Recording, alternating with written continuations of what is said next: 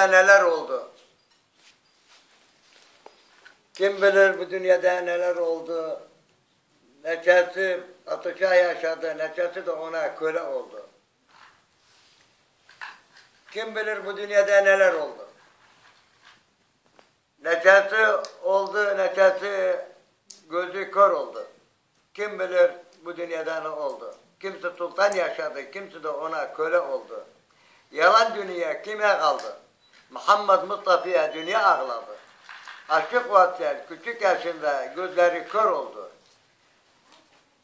Dünyanın güneşine mahrum oldu. Ağlayıp düşünmeden aşık oldu. Sazı eline aldı, telleri vurdu.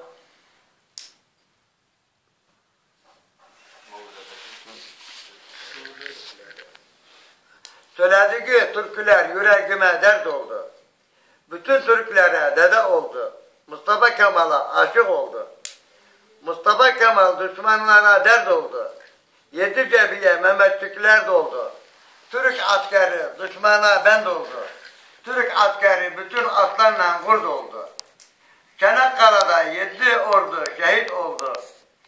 Türk Mehmetçikleri,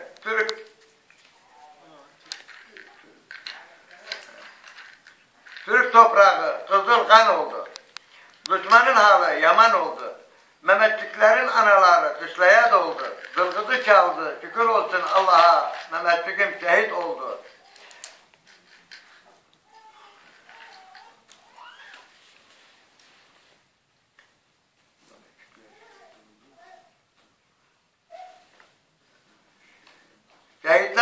Şehitler ölmez. Kalbimde kaldı.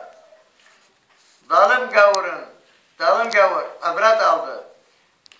Kötü düşman nerede kaldı? Düşmanın bayrağı ayak altında kaldı. Kemal Paşa ebedi kaldı. Türk bayrağı yüksek kaldı.